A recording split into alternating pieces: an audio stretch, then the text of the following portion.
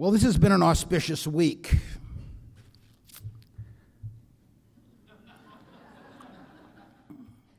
Walter White is dead.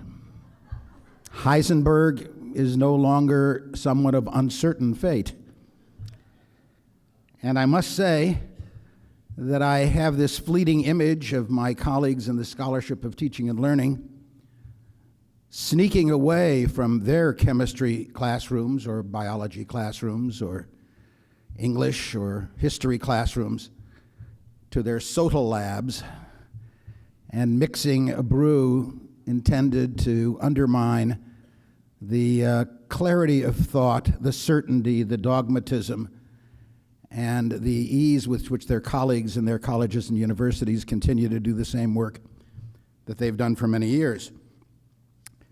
I also must admit that coming back to this ISSOTL meeting brings waves of nostalgia to me. About the same time that, Leo, you and I met, and before you left Syracuse to begin a life of transforming acorns into oaks. That's Elon University, by the way. Elon means oak, for those of you who are Hebraically inclined. The idea that I might take the work that I was doing essentially entirely in the world of elementary and secondary education and the preparation of teachers for that field might apply to the world that I was actually living in, the world of higher education. This was an insanity that Pat Hutchings and Russ Edgerton lured me into, and it is an absolutely delightful madness that I have yet to leave. My wife and I both spent time studying with and working for the psychoanalyst Bruno Bettelheim, and one of the questions he taught us to ask about schizophrenics who act so crazy. We wonder, why would anybody want to act so crazy? And Bettelheim's question always was, you have to ask, why would they find acting crazy like that preferable to what you consider normal?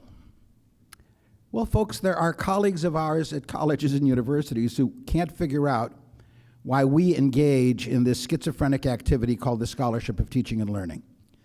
And part of our mission is to help them understand that it's better on our side than they have any reason to understand.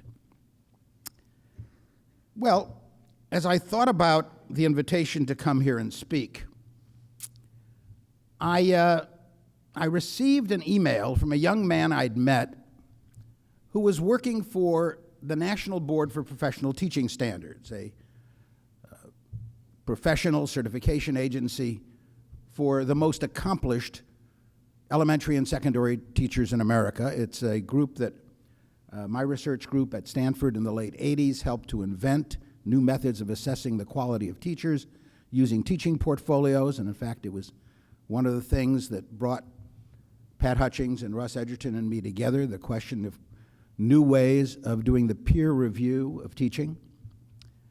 And when there was a break in the session, a young man came up to me and he said, I've just completed a doctorate at Harvard in education that in many ways follows the model of something you and your Carnegie colleagues proposed, which is a professional practice doctorate that treats the dissertation in a very different way, that treats the dissertation in education as an investigation conducted by someone who is already immersed and engaged in an educational institution or an educational activity, but instead of treating that as the job they've got, which doesn't give them enough time to do the dissertation, to see the work they're doing at their school as an incredible opportunity to conduct inquiries in the school as a laboratory of practice.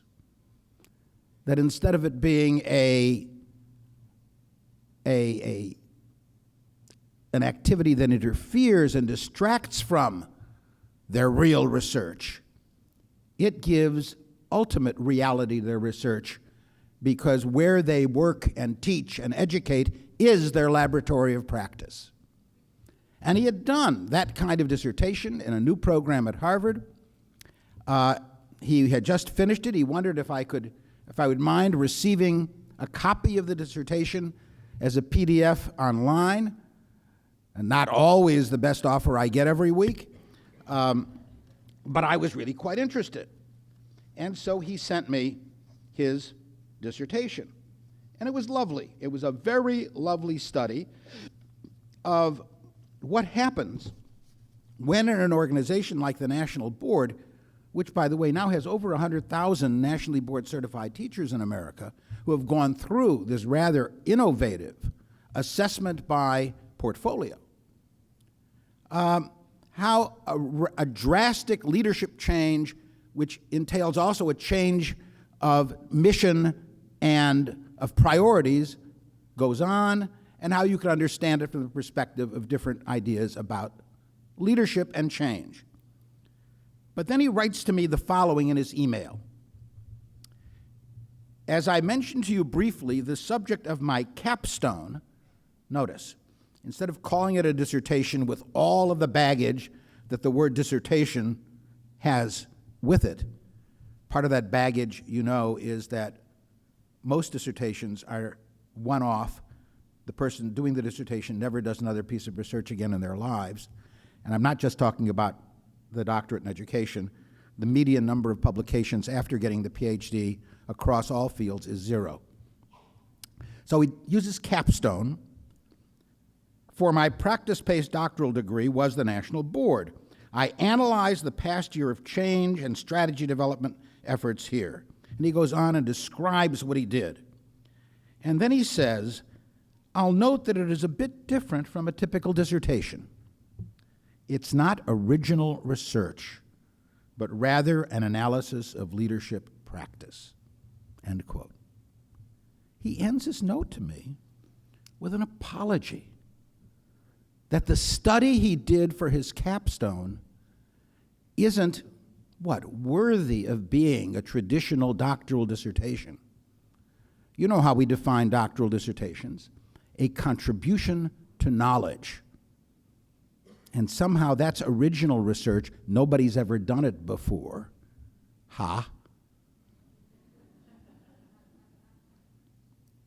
But somehow a professional practiced capstone doesn't count as original research or a contribution to knowledge.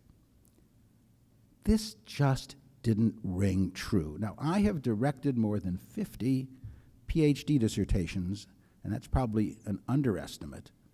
Well, more than 50 can't be an underestimate, but the 50 probably is. That's more than 2. And it just didn't ring true. It simply didn't ring true. So I'm mulling. What counts as real research, as a contribution to knowledge? And then a couple of weeks ago, Judy is reading the Sunday New York Times, and she begins that laugh that after 52 and almost 53 years of marriage, I know, is she's reading something she wants me to read because she thinks if I read it, I'll start behaving better. You all know that? So I was expecting, quite frankly, that it was an article like the one she read to me this morning at 8:10, which was about the role of exercise in staving off, Alzheimer's and other forms of developmental disability. But not this time. This was dealing with another of my rather extended set of faults. It was an article, you may remember it from a few weeks ago, about the study of the impact of messy desks versus neat desks. You remember this one? Now, to call my desk messy is probably an act of fantasy, because I passed that level long ago. And this was the report of a set of studies done by a tenured faculty member at the University of Minnesota studying the impact of messy desks. And let me read a little bit from the article, because what I did after reading the article, it's not that I don't trust journalists, it's just that I don't trust journalists. I went back to read the original articles in the journals. And so here's from the article. Well, I won't read it. All I'll say is that there were 3 experiments that were reported. Each experiment involved 30 students divided into experimental groups of 15 each. Okay? So you got 15 students in a messy group and 15 students in a neat group. It doesn't say that they were students in Psych 1 who were required to do research studies as part of their, but you got to understand that lab rats have more autonomy than Psych 1 students, with regard to participating in research, I mean. And maybe they were MBA students, because the principal investigator is in a business school. But the 3 studies, each with the same number of participants, all had the same kind of design. You give students about a half hour, depending on the group they're in either a messy desk situation or a clean desk situation, and then you have them just read or something that has nothing to do with messy or clean, and then you give them a task at the end. The first study, you gave them a choice of having as their reward an apple or a chocolate bar, where the apple was seen as a healthy choice, and the chocolate bar, I mean, you could see the constrained sense of virtue of these investigators. The chocolate was seen as the non-healthy choice. And would you believe those who were at the clean desk setting took more apples? They are also probably less promising dates on a Saturday night, but that's another issue. The next study, but this was the nature of the studies. What kind of choices did people make? One of the studies was a creativity task, which was after being in the messy versus clean environment, they were all given the same creativity test. How many uses can you come up with for ping pong balls? That's kind of standard. The uses test has been used for 50 years as a way of measuring creativity. I don't think there's any evidence that it predicts creativity anywhere else outside the lab, but that's another matter. I looked at these studies, and I thought about what they contribute to knowledge. They're published in peer-reviewed journals by a tenured faculty member at a major research university. I'm sure that some of the co-authors were doctoral students whose dissertations grew out of some of this work. And these are contributions to knowledge.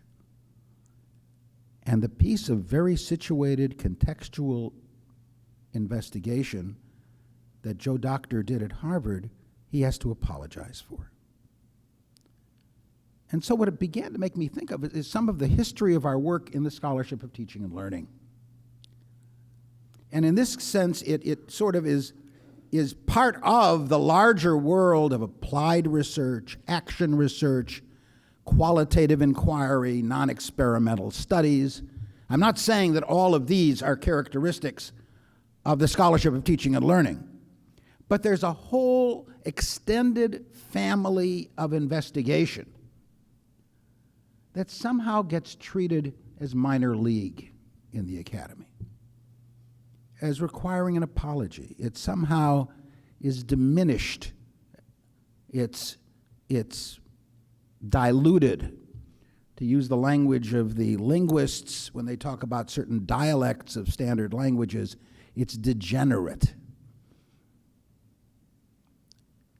And as I looked at the contrast between the dissertation that Joe Doctor had to apologize to me for and these published studies of messy desks as independent variables, I had to ask myself, which of these is degenerate? Which of these is less of a contribution to knowledge? and which is more? And I was not so much interested in comparing the two and giving one 3 stars and one 2, but asking, why did the Michelin Guide give the professional practice doctorate no stars at all? This was the question.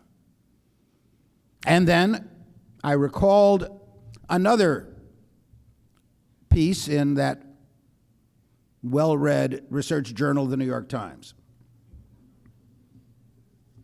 We were at a Rosh Hashanah service a few weeks ago, and the rabbi apologized for, in her sermons, using more references to the New York Times than to the Bible. The truth was that Wikipedia got more references than either, but that's another. I was going to do a survey here to see how many people prepared their presentations without once looking at Wikipedia. I mean, but more about that later, perhaps. Anyway, the article in the Times was one of the most important that has been published there in ages. And the title was, "Do Clinical Trials Really Work?" Some of you remember that article? Anybody? Good, okay. Somebody's reading closely. I mean, granted, I read it after the sports section, but at least I read it.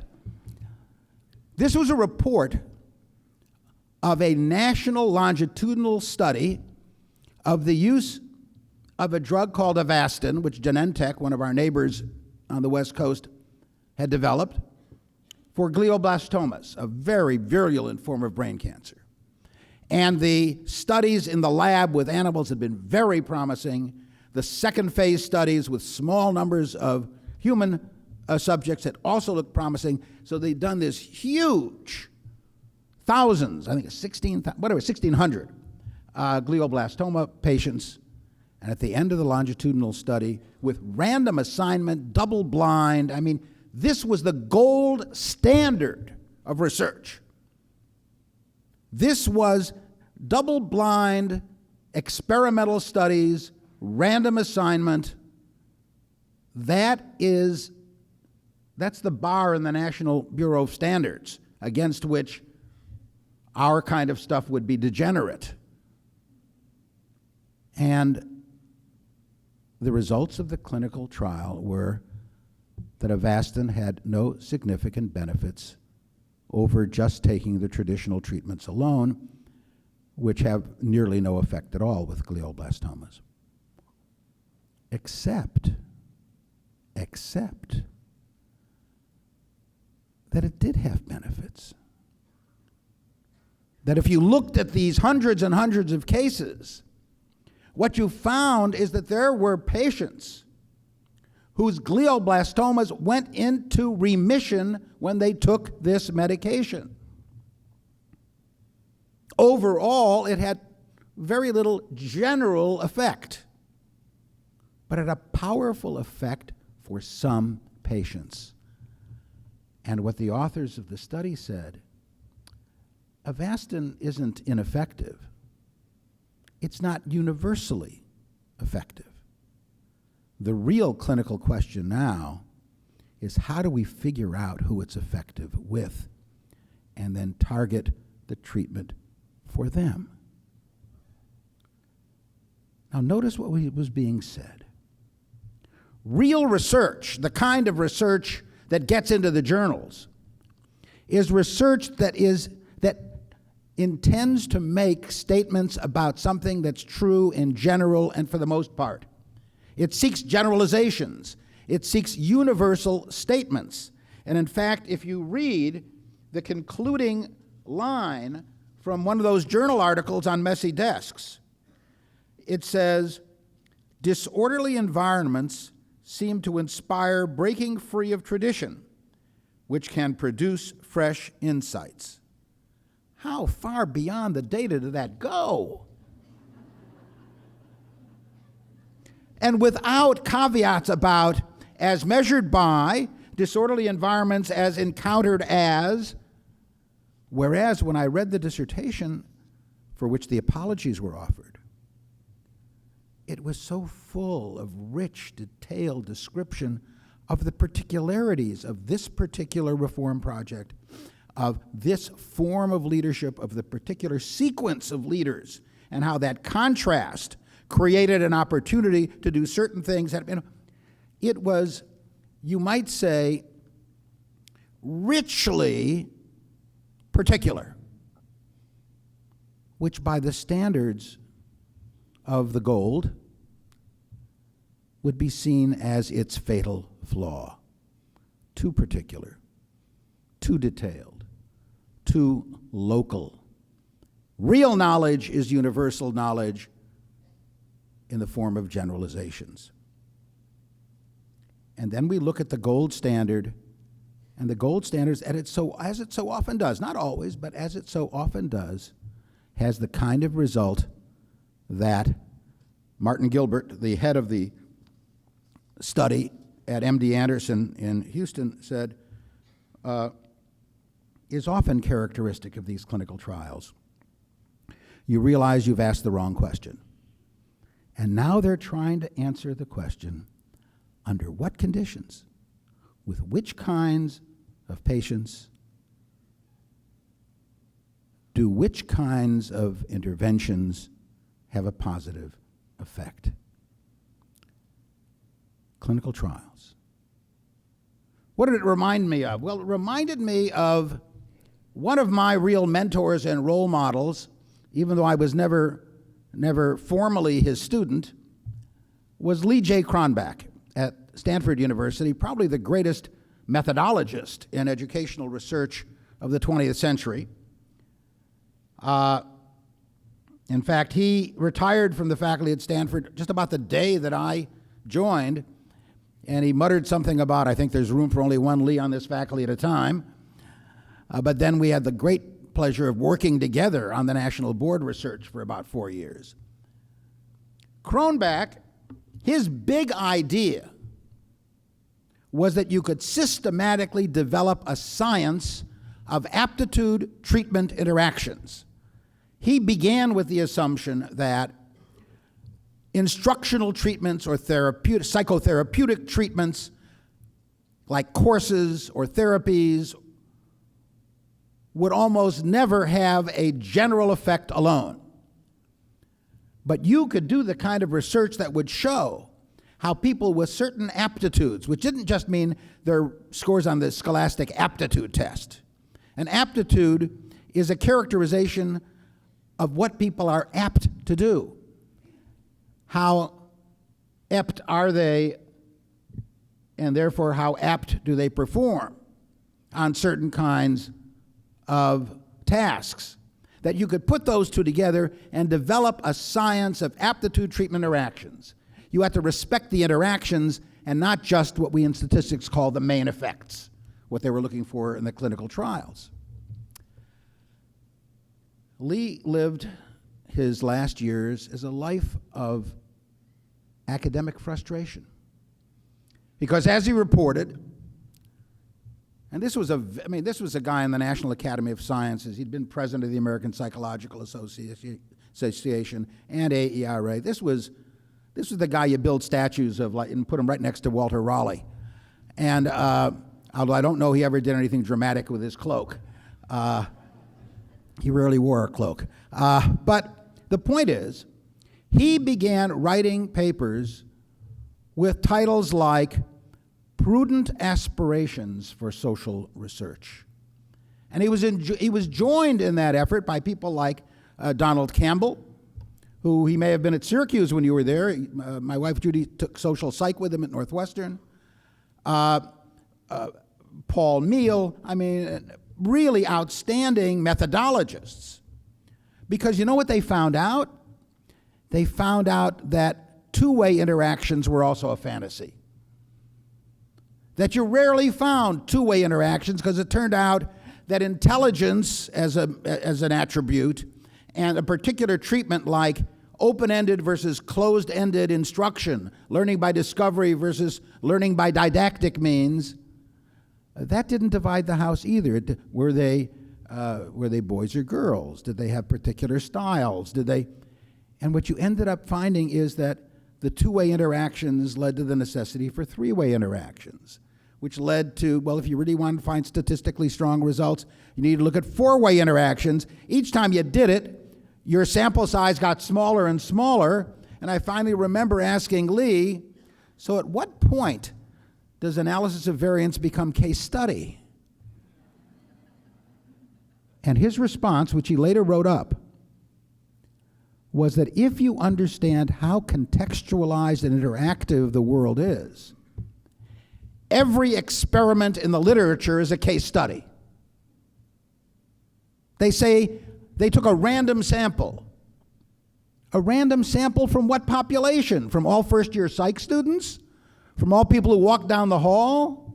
From all those diagnosed that year with a particular... What's the sample for which it's random?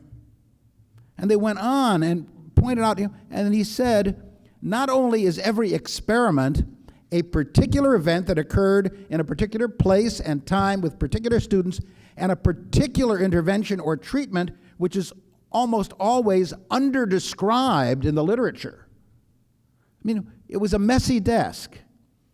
Was it messy with leftover food that was rotting?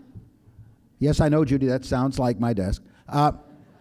Or with messy articles in various states of disrepair. That sounds like my desk as well. What made it messy? Did that matter? What was their own prior experience with desks? None of that gets elaborated. And Cronbach said, the fact is that if you take these interactions seriously, what you realize is that we live in a hall of mirrors. That was his term. And imagine the metaphor of a hall of mirrors where every image is bouncing off every other image. Does that mean you can't know anything? And Cronbach said, of course not. But what it means is most of the knowledge that we gain is not universal, is not general. It is specific to particular situations, and that's not trivial. To know the world as it really is, that's no minor accomplishment. Indeed, it's the ignorance that we have about the way the world really is now, in certain places at certain times, that leads to some of our most significant periods of ignorance. And we should not diminish the importance of that kind of research. Moreover, with the importance of the sort of thing Cronbach led his life doing, which is worrying about precision. If we say that A is the case in a particular course we're teaching, we damn well better have a way of defending that claim. If we say they are more creative at the end of the messy desk, how do you measure that? Uses for ping pong balls. Okay. I don't want to say that's, I want to know what, again, to use the classic psychometric terminology. I apologize for drawing on my youth. What's the construct of validity of that measure? What other things does it correlate with that really matter? If it turns out that the ping pong ball task actually predicts what kinds of people are going to creatively do the kind of research that leads to Nobel Prizes, I'm going to take that ping pong ball task very seriously. Because sometimes the most trivial acts can have enormous value in accounting for and predicting other things. At the risk of being a little bit gross in the morning, who would have dreamt that peeing in a little tube could yield the kind of evidence that could diagnose diseases, that could predict treatments working better or worse? Something everybody does, not with the tube, I hope, on a rather regular basis. You can't a priori declare something trivial or valuable. You got to know more about it. And again, I've reached a point in my life where everything reminds me of something else. And when I thought about Cronbach's Hall of Mirrors, I mean, he went so far as to say in his article on prudent aspirations, generalizations decay. I don't care how strongly you feel about them, how strong you feel the evidence is, they decay. New studies will not show them to be quite as general. New conditions will arise that will change the world so they no longer apply.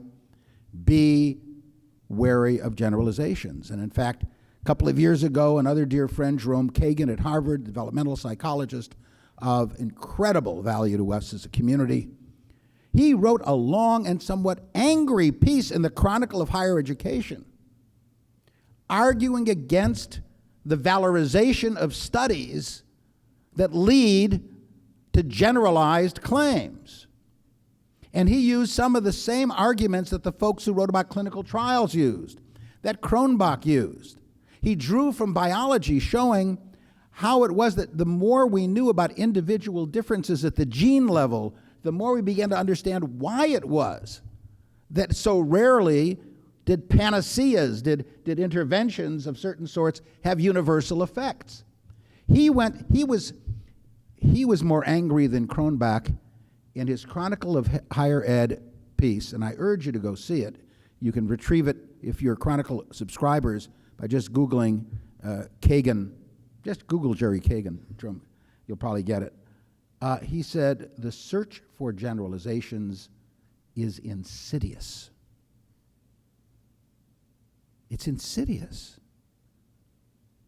That's how worried he is about that as the gold standard for investigations of the sort we all do. And so what did it remind me of? Well, I'm sure most of you spend your idle hours looking at letters to the editor in science. Well, it turns out I wish there were a place to edit letters to the editor of major journals, because often the exchange of letters is far more exciting than the articles that triggered the exchanges. And there was an article by Aaron Wildofsky about the failure of supposedly experts in urban renewal. This is now 1974, to come up with plans that would solve the problems of Cleveland and Pittsburgh. They even had problems then. Pittsburgh's doing much better than Cleveland, I think, right now. Although, which of those two is still in the playoffs? I don't remember. Pittsburgh? Okay. In any event, a British biologist named Charles H. Waddington wrote a letter to the editor after Wildofsky's article, because Wildofsky's article had the phrase, and probably some low-level operations researchers are outrunning their algorithms to try to solve the problems of these big cities. And that was part of his diagnosis for why it wasn't working, those low-level operations researchers. Charles Waddington was part of a small group working in the British Naval Office during World War II, and they were a research group trying to develop ways of predicting where the German U-boats would be in the Atlantic, where the ships of the British Navy and their freighters as well had to go in order to do their job, and how to plan the logistics of all of this so that it reduced the likelihood that the U-boats would get to the other boats, the British boats, and sink them. The scholarship of, sinking and floating sounds like an important scholarship to me, especially if you're on British boats, or if you're on American boats who are trying to get supplies to the British because they're cut off. They weren't looking for generalizations. They were trying to figure out what to do tomorrow because it mattered. And Waddington writes, now, as for the low-level operations researchers, in fact, we didn't know it at the time, but we were inventing the field of operations research. Low level, he said, well, of the 18 folks in the team, 14 ended up in the Royal Academy and 2 got Nobel Prizes. He, I think, was from the first category because he later went back to the University of Edinburgh and, according to Wikipedia, is generally credited with having invented systems biology. But he quotes the head of the lab, later a Nobel laureate, trying to describe what made them successful. And he had 2 observations. One was the most important thing they ever did was ensure that their descriptions of the situation were factual. They gathered lots of data. They tracked the paths of every U-boat they could find and of all the other boats. They kept up incredibly precise data on every attack, how long it lasted, by how many U-boats, how many torpedoes, excruciating detail of the world as it was. Without that, it didn't matter how high the mathematics was, how fancy the probabilistic stuff was, they couldn't have managed. The most important mathematics they used was mathematics that had been developed in 1701 by somebody named Bayes. It was Bayesian statistical analysis that now is at the heart of most medical decision making. A, describe carefully what you're doing. Often, after you got the full description, you didn't need the fancy analysis, what was going on and what you had to do, past what we call the interocular test. It hit you between the eyes. The other thing he observed, and this is again quoting his mentor, was that the way they worked was by getting into a dialogue between the particularities of the data they were collecting and the more general models they had of what was going on. What they found almost useless was simply to apply the general models and go forward. They were always too general, but they were useful because they helped you figure out where to look and what to look for. But you had to look and you had to look for. And it was only in this interaction of the general and the specific that operations research was A, invented, and B, saved a lot of lives in World War II. And for some reason, I remember reading that piece in 1974. I think it was something that somebody gave me for my bar mitzvah. But anyway, it was, and it stuck with me. There was something about, at Michigan State at the time, we were just beginning to hire in the education faculty our first ethnographers, our first anthropologists. And some of my colleagues said, why are we doing that? All they do is sit around and describe what they see.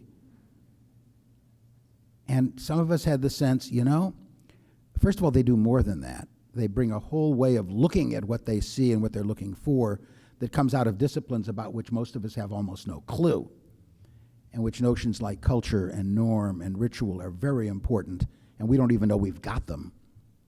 But second, sitting around and looking carefully at what's going on is going to turn out to be a lot more important than you guys think it is. I think maybe that's why the Waddington letter to the editor stuck with me so long. And for those of you who need a sense of hope in the future, I was able to find it using JSTOR almost 40 years later. One of the miracles of our digital revolution. So this then leads to the question, if the kind of work we do, if it both needs the very local kind of inquiry, what does the local inquiry lead to? Does it lead to plans for tomorrow's sailings? What to do tomorrow with the course I'm teaching? What to do tomorrow in deciding which of these 5 candidates to hire for the new position in the department or in the provost's office, to decide how to redesign the undergraduate liberal arts curriculum? Or does it also depend on some bodies of theory, some of which grow out of some of those studies like the ones at Minnesota, perhaps, and some of which grow out of other kinds of theory? So to give examples of the theories, again, in the last week, the same week that we lost Heisenberg, we added a number of new MacArthur Fellows. One of the new MacArthur Fellows is a professor of psychology at the University of Pennsylvania named Angela Duckworth. Any of you familiar with Duckworth's research? Are you waving because you know her, or because you're from Pennsylvania, or because you are her? I don't know what it is, but she's happy.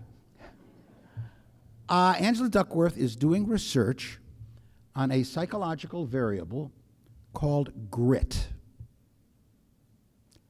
Grit, persistence, and the findings of her experimental studies.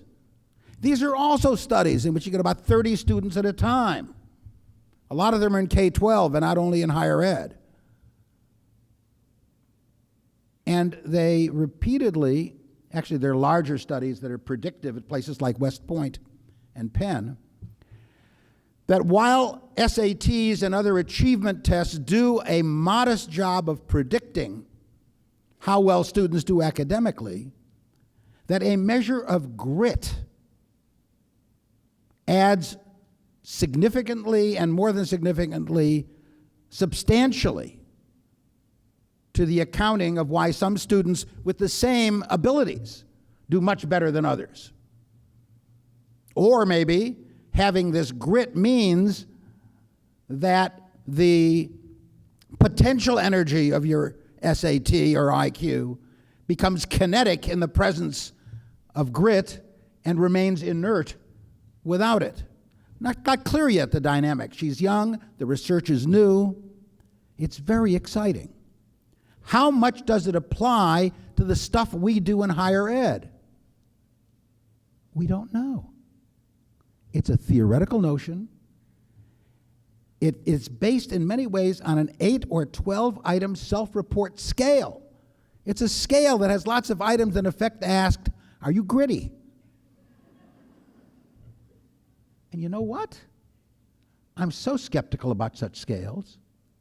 But if you show me study after study in which differences in how you respond relate to other really significant changes, differences, and contrasts in the world, I think of it like peeing in the little bottle. It doesn't look very dramatic in and of itself, but it seems to be picking up something that matters, that really matters. In fact, it matters so much, maybe we ought to be thinking about grit when we think about our very local and particular studies with students. Maybe, Leo, Peter, grit is something that, in other words, you're already using as a way of admitting students. Is grit a given, or can you learn to be gritty? How situation specific is it? I'm very gritty standing in front of you here, but if I were standing atop a ski slope, I'd be very gritless. Scared gritless, in fact.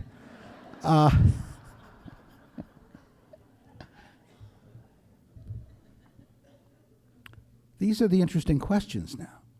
And I thought of them again last spring when I was participating in a symposium on discipline-based educational research,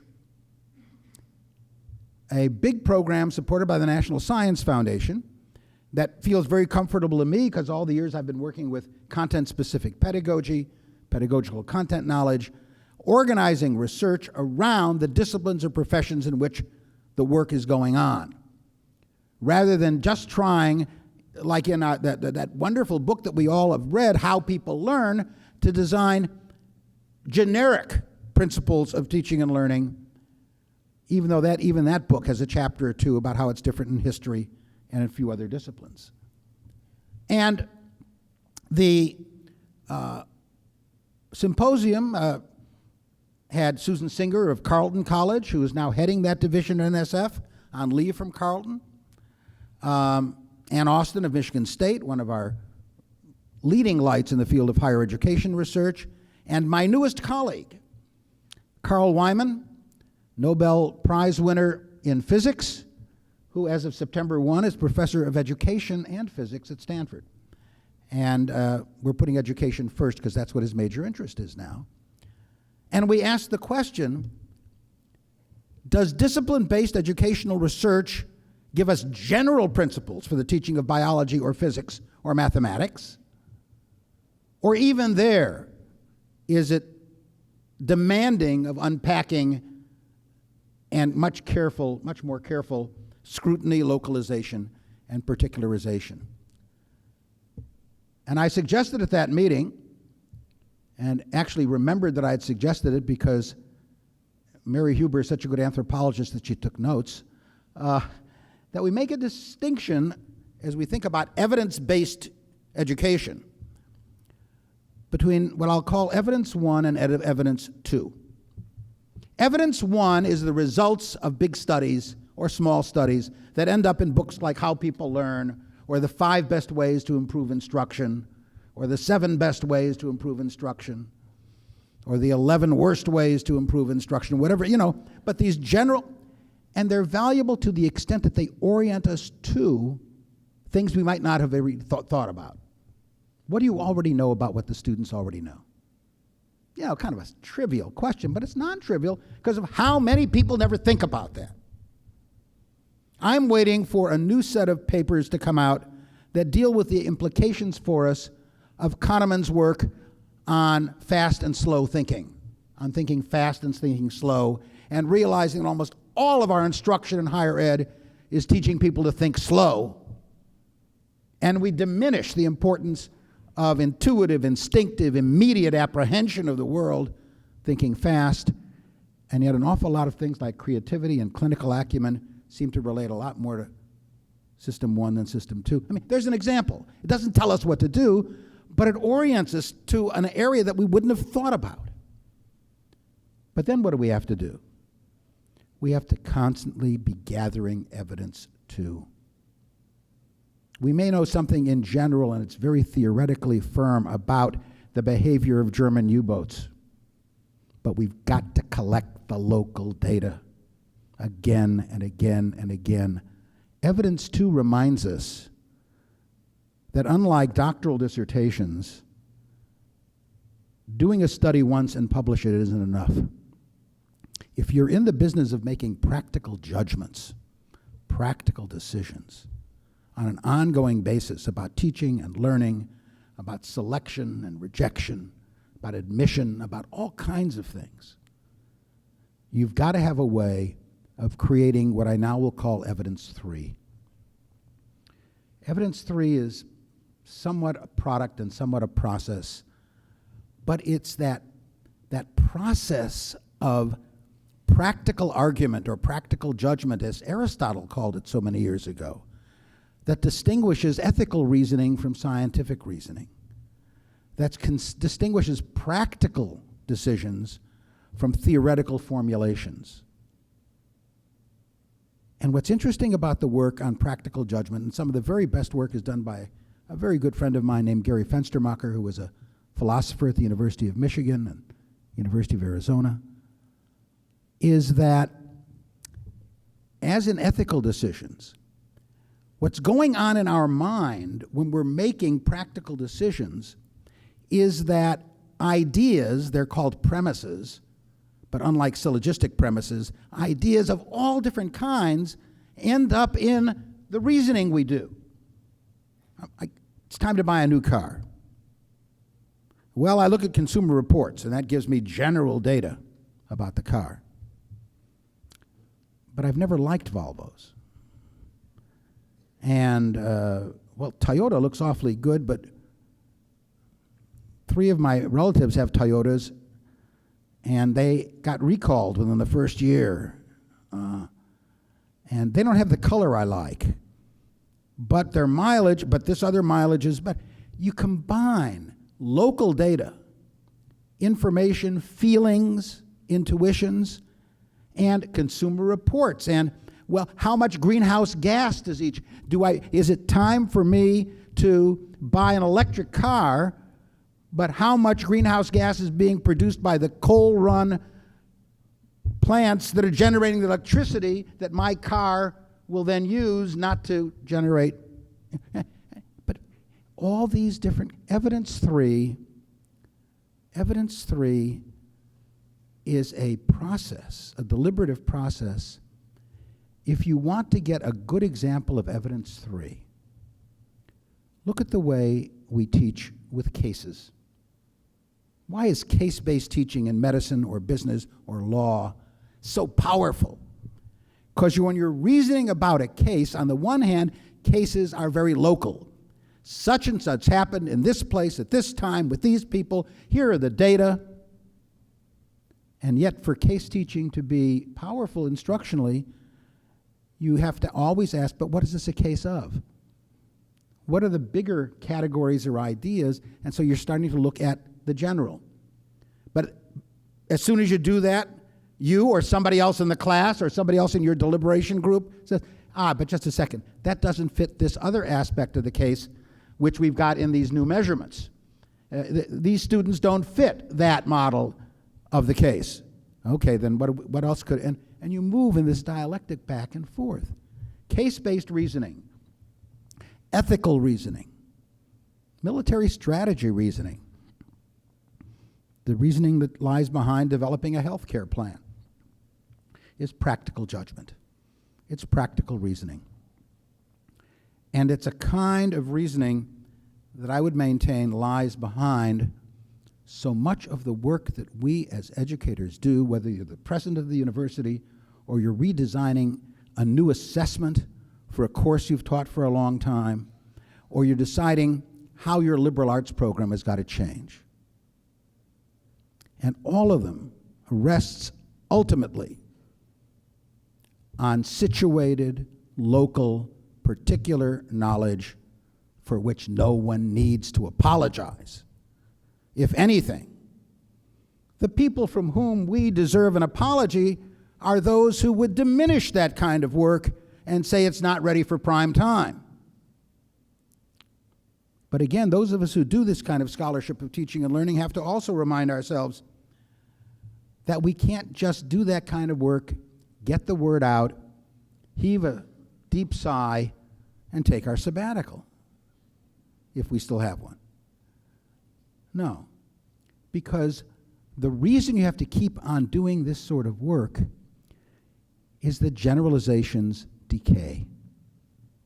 They decay in part because the context changes all the time. The context with respect to the programs that we run. I don't know how old the word MOOC is, but I don't think it's more than 3 years old. MOOCs change the framing of the questions about the scholarship of teaching and learning. It's the whole new ballpark. Clickers, a new technology. Everybody gets an iPad, new technology. What does it mean to teach inquiry skills to students who can call up Wikipedia in 10 seconds? What's the most important thing to teach them? What we used to teach them, which is how do you teach people to find new information? Or how to teach people to dig their way out of a flood of information and make some sense out of it. Big data, big information. It all changed because the context changed. The students change. That makes a difference. What counts as a liberal education changes. Professions change. What happened to engineering and the teaching and learning of engineering? SOTL and engineering is a growing area, but when the ABET accreditation standards for engineering were changed, and such non-traditional engineering standards like collaboration, communication, and interpersonal relations were added to the expectations for graduating as an engineer. Well, we don't have any way of what does it mean to help an engineer communicate? Well, that changes when medicine added professionalization and professionalism to the standards for medicine. What did that do? So we changed the fields. I mean, everything changes on a regular, continuing basis. The political situation we're in. Suddenly, private and public universities are now being held accountable for whether they're worth the tuition that's being paid, and whether they're getting students the proper, are students learning the right thing and learning them in a short enough time, and are they employable skills? And you may say, God, that's all rubbish. But the fact is, that's a change in a political environment.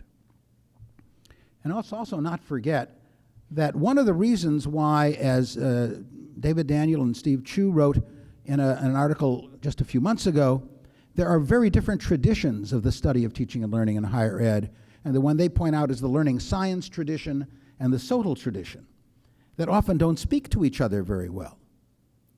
And a reminder that when we began doing the work on the scholarship of teaching and then the scholarship of teaching and learning, let's be honest, folks, at least those of us who were at the Carnegie Foundation during those years, we didn't invent what we were doing as a scientific method, as an approach to investigation.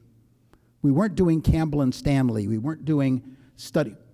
We were trying to do something about a social and organizational practice.